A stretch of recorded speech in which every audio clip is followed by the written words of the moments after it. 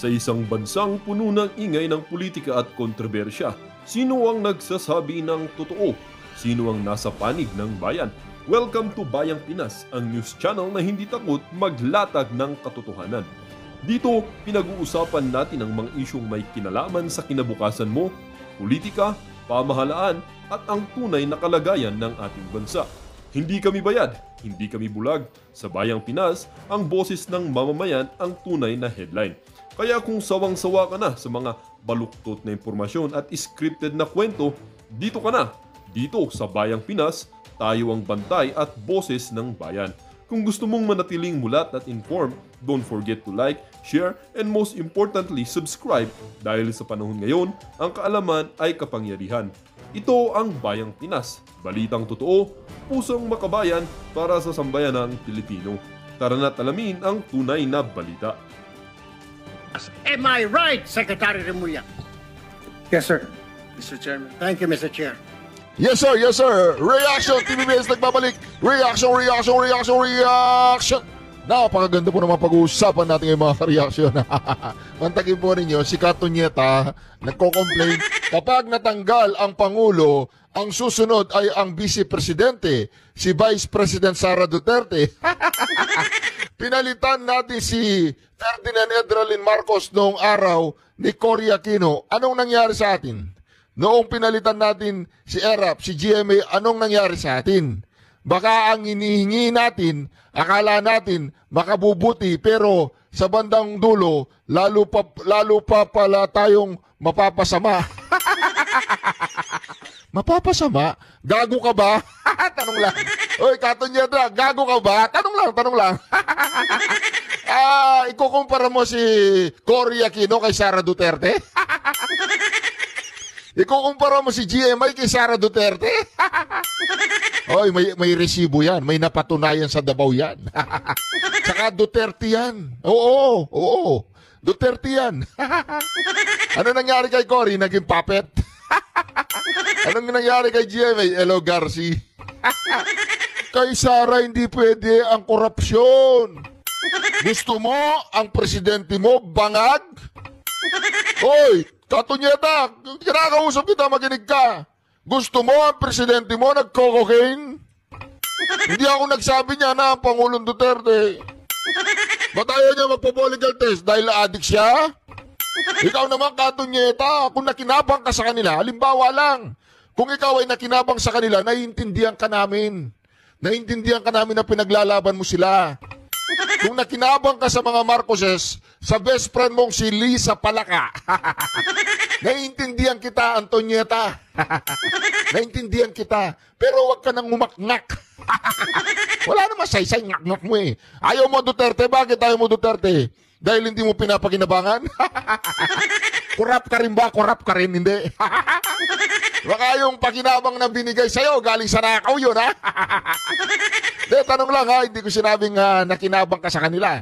Nakinabang ka ba sa mga Marcoses? Ilang milyon? Bilyon? O milyon lang? Okay. Tantana na si Katonyeta.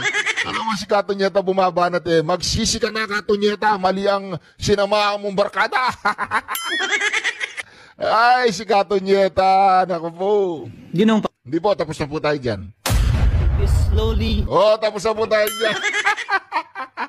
Naka-line up pa sila dito.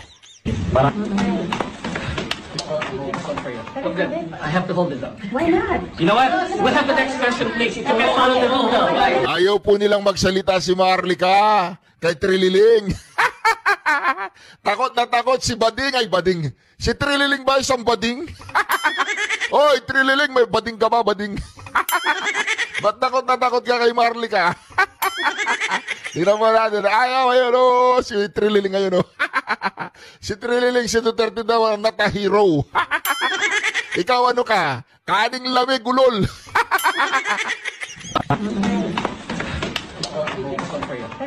I have to hold it up. Why not? You know what? We'll have the next question, please. You can follow the rule now. Okay. Guys, go ahead. Why? Sige na, follow the rule. Go ahead. There is a rule. Okay, yeah. Slow down. Yeah, go ahead. Hindi man lang tumayo si Trililing, sinabi niya, ayayaan niyo siya.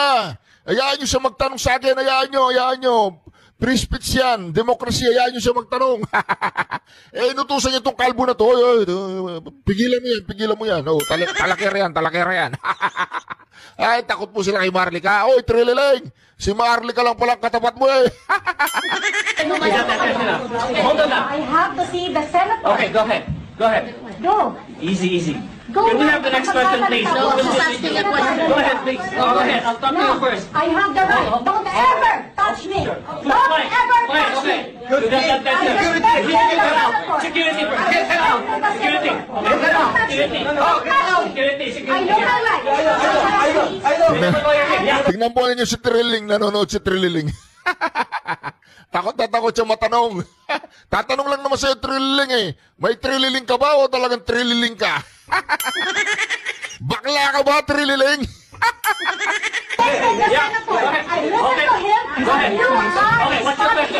What's your question? Go away. You see, Please go away. everyone agrees that somebody holds the... Masyado kang brusko. Masyado kang brusko. Go away. Masyado kang brusko. Kaya masiro ka. I'm gonna ask a question. Okay. Go away. Go away. Can you ask them? Go away. I won't touch it. Then get out. Get out. Question again. Okay, go ahead. Get out. Okay. Okay, step by one step. Just one step now. Nasyak si Trililing, nasyak. Si Kaning Lamig. Si ano yan eh, si anong tawag doon? Yung ano ba yun, yung nagkudeta yata yan? Sumuko. Oh.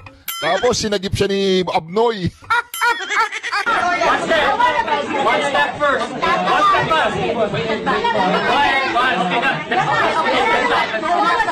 Okay, Okay, go ahead. Go ahead.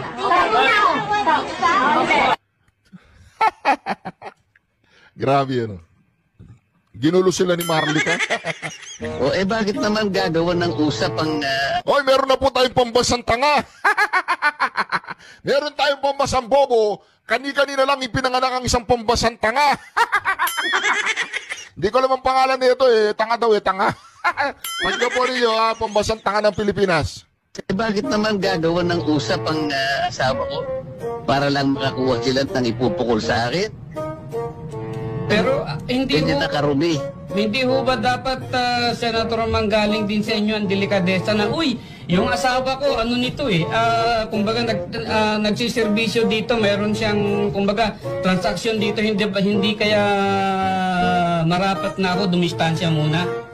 Sino? Sino di distansya? Kayo po dito sa ginagawang investigasyon sa Bakit? Senado. Meron ba akong kinalaman dun sa mga insurance companies? Delikadesa nga po, Senator, kasi misis nyo po yung nandun. Siyempre may kukunik-kunik na ho yan. Kung ganyan kayong mag-conclude, independent nga eh. Kaya tinatanong ko nga sa inyo kanina eh, kung naiintindihan ninyo eh. Kaya nga po nagtatanong din kami, delikadesa din ho yung binabanggit namin dito. Hindi Wala na ho ba pinag-usapan tayong ng ganun? delikadesa dahil wala akong connection doon. Ang asawa ko, independent. Yun nga po, asawa nyo yun eh. Nakikipagdebate ka pa sa akin eh. Akala ko ba, magtatanong ka lang. Nagtatanong din po kami, pero ipo-point out ko rin po yung Kapag argumento sinasabi namin mo kasi dito. delikadesa, parang may connection ako eh. Wala nga eh. Naintindihan mo yun? Sige sir, salamat na lang po. Tanga. Oh, inabot ko pa yun, Sen. Ay, tanga mo! Ha? Bobo ka. Nangihina ako sa kabobohan mo.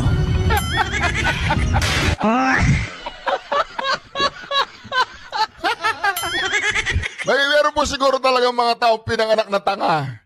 Pinapaliwanag ni Senator Marcoleta, anong delikadesa? Anong kinalaman ko sa mga yung mga insurance? Anong kinalaman ko doon? Yung asawa ko, independent nga, naiintindihan mo independent? Walang connection doon. Delikadesa pa rin. Wala nga connection eh. Naglabas na po ng statement ng yung stronghold. Naglabas na ng statement. This is in response to the recent misleading and unfounded public statements made by Billionaire News regarding Stronghold Insurance Company Incorporation ay Miss Edna Marcoleta. For the past 65 years in the insurance industry, Stronghold Insurance has always upheld the highest standards of integrity, transparency, and accountability in all the operation. We have always been committed to protect, to serve, wag na natin tapusin, English eh. Basta importante doon, wala siyang koneksyon. Pinipilit pa ng pambasang tanga na may koneksyon, independent gaya, ang kulit mo, tanga ka talaga, tanga. Parang kamukha niya anong pangalan noon? Parang kamukha niya eh. Parang may kahawig niya eh, parang kahawig niya eh. Parang kahawig niya oh. Parang kahawig niya si Remula eh oh. Oh, parang kahawig niya si Remula, di ba? Bakit naman gagawa ng usap ang asawa ko? Para lang makakuha sila ng ipupukol sa akin? Pero hindi Hindi ho, nakarumi. hindi ho ba dapat, Senator, manggaling din sa inyo ang delikadesa na, yung asawa ko, ano nito eh, kumbaga nagsiservisyo dito, meron siyang, kumbaga, transaksyon dito, hindi kaya marapat na ako dumistansya muna? Sino? Sino distansya? Kayo po, dito sa ginagawang investigasyon. Gusto nilang dumistansya si Senator Marcoleta sa ginagawang investigasyon. Ngayon, pupunta daw ito sa Ethics Committee ng Senado. Di ba? Tinawag ka na tanga. Wala sa record yun, ha? Nasa record na yan. Meron na po tayo pambasang bobo. Meron pa tayo pambasang tanga. Meron ba akong kinalaman dun sa mga insurance companies? Delikadesa nga po, Senator, kasi misis nyo po yung nandun. Hindi siya objective eh, di ba? Anong klaseng, anong klaseng journalist ito o reporter o news anchor? Hindi siya marunong mag-objective siya, hindi siya objective siya. Pinipilit niya kay Marcoleta na yung delikadesa, pinipilit niya na mag-inhibit siya sa hearing. Siyempre, may kukunik-kunik na ho yan. Nagkukunik-kunik na ho yan. Nagkukunik-kunik na daw. Kung ganyan kayong mag-conclude, independent nga eh. Kaya tinatanong ko nga sa inyo kanina kung naiintindihan ninyo eh. Kaya nga po nagtatanong din kami, delikadesa din ho yung binabanggit namin dito. Hindi Wala pinag-uusapan tayong ng ganun. delikadesa dahil wala akong connection doon. Ang asawa ko, independent. Yun nga po, asawa niyo yun eh. Sinabi nga independent eh, wala namang koneksyon. Independent nga, hindi siya empleyado doon. Pinipilit mo, tanga ka talaga. May katangahan ka, sero, pinanganak kang tanga, tanong lang. Ngayon, ikaw ang pinagpipiesta ng buong Pilipinas. Meron na tayong pambasang bobo, siga doon. Meron din tayong pambasang tanga, ayan, hindi ko alam ang pangalan. Nakikipagdebate ka pa sa akin eh. Akala ko ba, magtatanong ka lang. Nagtatanong din po kami, pero ipo-point out ko rin po yung Kapag argumento sinasabi namin mo kasi dito. delikadesa, parang may connection ako eh. Wala nga eh. Naintindihan mo yun? Sige sir, salamat na lang po. Tanga. Oh, inabot ko pa yun, Sen. Inabot ko pa yun. Ay, tanga. Inabot ko pa yun. At tanga. Nagsabing hindi rin po ako takot kay Speaker Martin Romualdez. Bukod kay Senador Chis Escudero, may nagsalita na rin? Meron din po. Ba? Pagkatapos kasi ng privilege speech ni Senator Chis, ay meron pa pong isang senador ang tumindig din po sa plenaryo. Ba?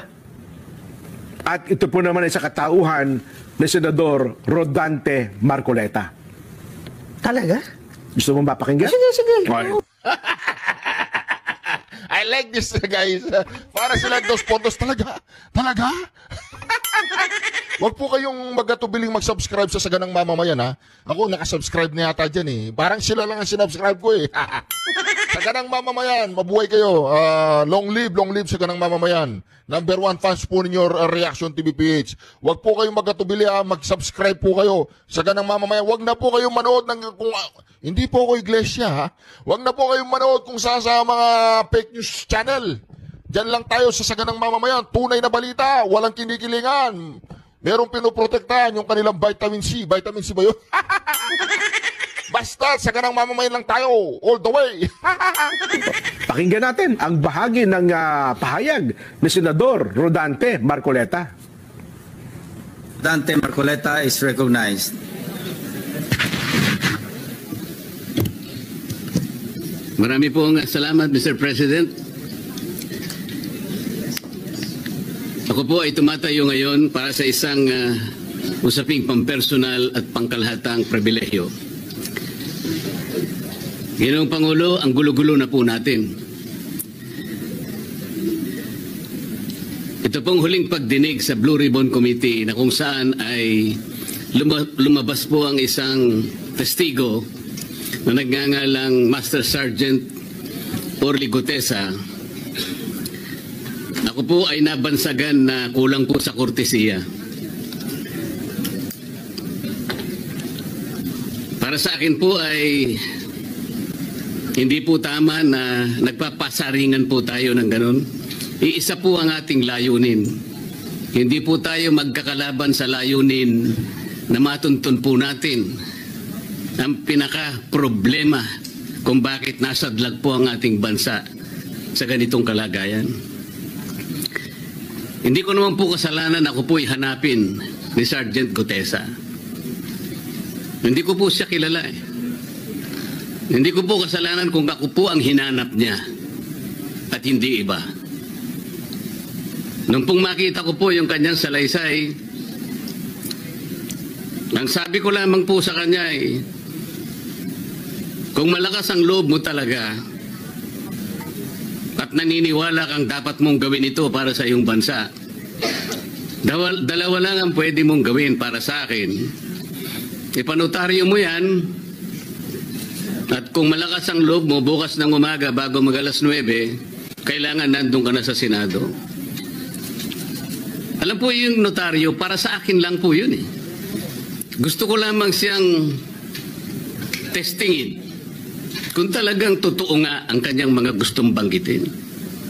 Ang pinakamahalaga po ay haharap siya, tatayo, at susumpa sa kalagitnaan ng pagdinig. At doon ay pakikinggan natin. At doon ay sama-sama natin siyang i-interpolate. Tatanungin. Nakita naman po ninyo kung paano niya sinasagot ang bawat tanong. Walang pag-aalinlangan. Siya lamang po ang natatangi na testigo na kumonekta sa pangalan ni Saldico at Martin Romualdez. Wala nang iba. Ngayon po siya ay naharap sa napakaraming pasaring din.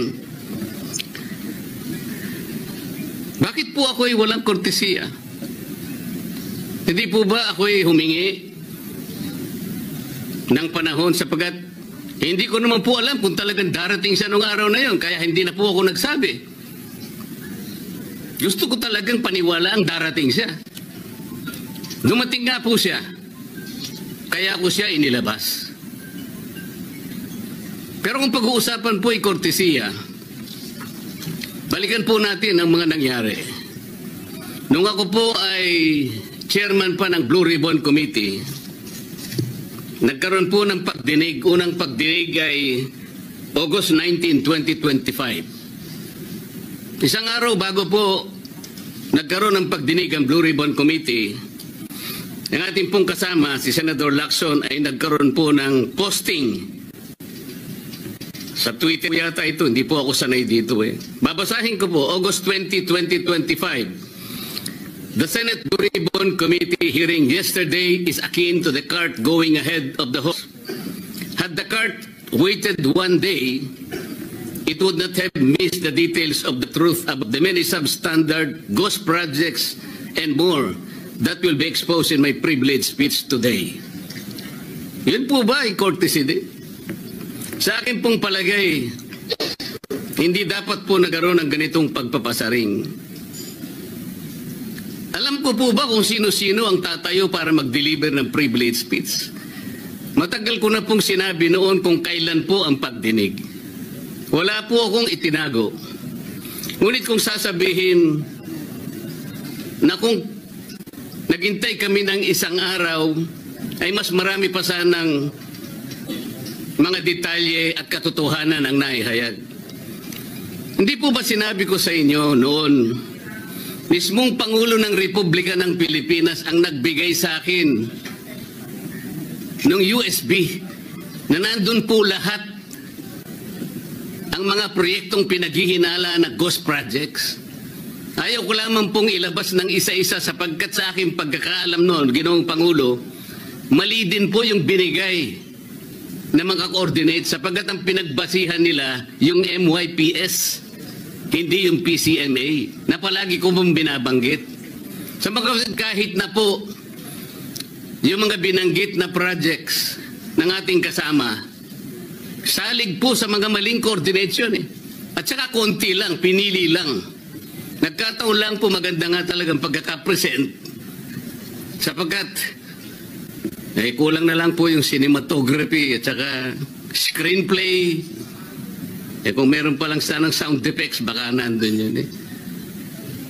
Huwag po sanang ganun magpasaringan tayo. Iisa po ang layunin natin dito eh. Yung matukoy natin kung sino ang merong utak dito. Na ngayon po ay unti-unti na pong naihayag. Sino bang natatakot kay Martin Romualdez? Marami po siguro dito sa kapulungan ito. Pero hindi ako natatakot kay Martin Romualdez.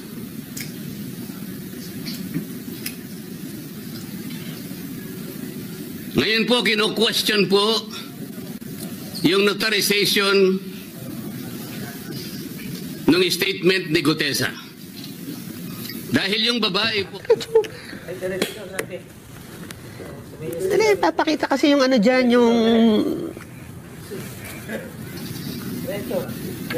yung kanyang signature, yung kanyang pirma.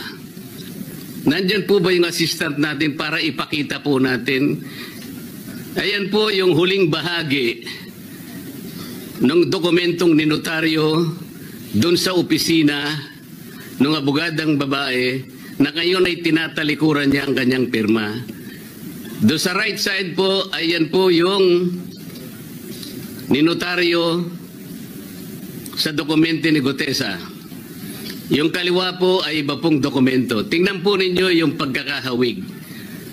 Ibig po ba ninyong sabihin, Ginoong Pangulo, yan pong notarial details, na yun po yung kulay blue, na kung saan nandyan yung PTR, nandyan po yung MCLE number, nandyan po yung kanyang roll number, ang kanyang address.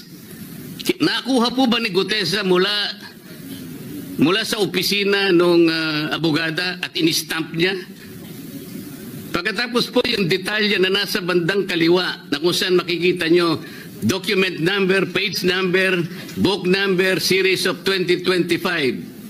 Makukuha po ba ni Gutesa mula sa libro, mula sa notarial register ng abogado?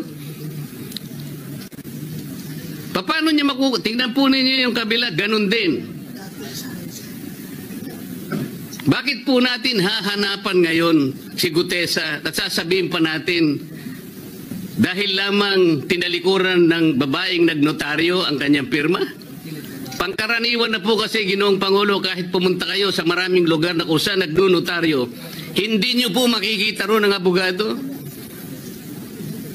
Iaabot nyo lang sa kanyang papel ninyo, pagkatapos isosoli niya sa iyo pagkatapos nyo magbayad. Itatanong po ba ni Ginoong Gutesa bago siya umalis? Tatanungin po ba niya doon sa babaeng kausap niya kung sino man yun, Madam, kayo po bang may pirma nito? Wala pong ganun eh. Ngayon, kung tatalikuran po ng abogado na yon ang kanyang pirma, ako na po mismo ang magdidirect ng prosecution sa kanya para ma-disbar siya sapagkat ginagamit po niya yung opisina na yon. Pakita po ba natin, pwede po natin ipakita yung opisina, yung kanya, ayan po yung kanyang lugar. Ang opisina po niya ay sa Ermita, ngunit yan po ay ginagamit niyang address. Ayan po makikita ninyo. Notary Public 24/7. Ibig niyo sabihin, nandyan at hindi na natutulog yung abogado na yan. Sigurado meron siyang tao dyan na pumipirma. at ginagaya na lamang ng kanyang staff o secretary yung pirma niya. Ganyan po palagi, kalakaran. Kalakaran ngunit hindi tama. Sapagkat sa batas po ng notaryo, kailangan nakaharap po yung magnunotaryo sa nagpapanotaryo. Bakit po niya ngayon sinabi na hindi niya pirma yun? Maring hindi niya pirma, ngunit tinayaan niya kung sino man